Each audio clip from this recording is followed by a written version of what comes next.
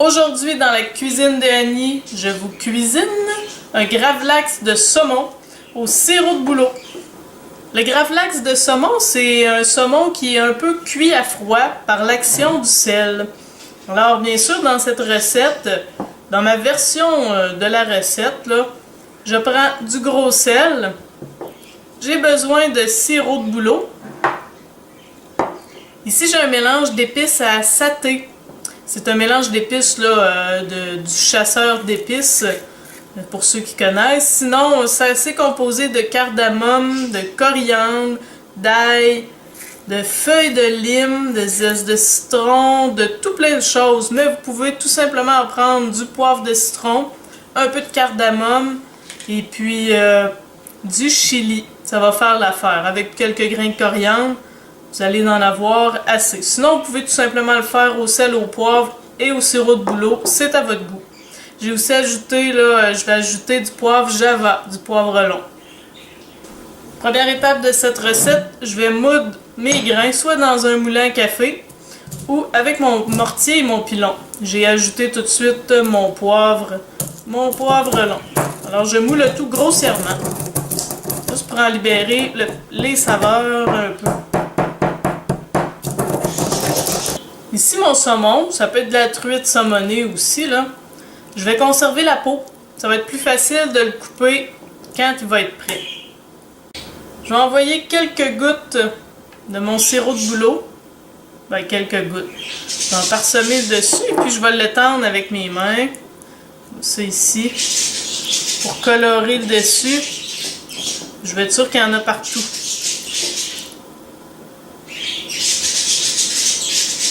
Quand c'est fait, ici là j'ai mon sel, mon gros sel. Je vais en mettre généreusement. Il faut qu'il y en ait assez pour que ça cuise mon saumon pendant qu'il va mariner. C'est comme un peu une marinade à sec, mais ça fait plus que ça. Alors j'en mets en masse. Je vais mettre un peu de mes épices aussi. Je vais parsemer. Mes épices là, c'est quand même resté grossier, là, comme je l'ai dit. Ça va être plus facile d'enlever le surplus. J'ajoute encore du sel. Faut pas se gêner. Et puis le reste de mes épices. Je peux brosser un peu la surface avec mes mains. Être sûr qu'il y ait du sel qui touche à tout mon poisson.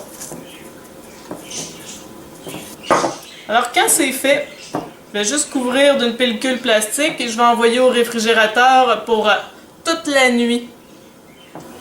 Et voilà, au bout de 24 heures, mon gravlax de saumon est prêt. Ça a fait beaucoup d'eau dans le fond. Vous voyez ici, là, ça baigne.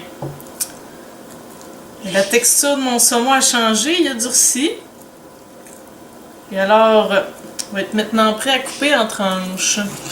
Je ne vais pas le tremper dans l'eau pour enlever les saveurs, alors je vais vraiment l'éponger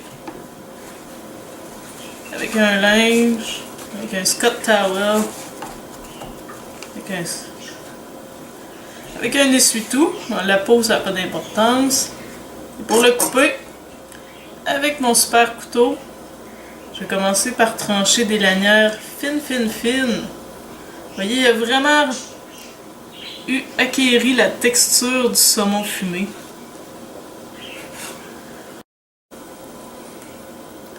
Alors vous voyez ici, les super tranches ont été coupées. Et puis je vais trancher seulement ce que j'ai besoin, ce que je vais utiliser aujourd'hui. Vous allez voir, c'est très salé. La texture ressemble beaucoup au saumon fumé. C'est un principe quand même semblable, sans la fumée. Et puis je vais conserver le reste de mon morceau là. Comme ça ici, bien emballé dans du papier serré au réfrigérateur. Ça va se conserver beaucoup plus longtemps. Alors voilà mon super gravlax de saumon au sirop de bouleau.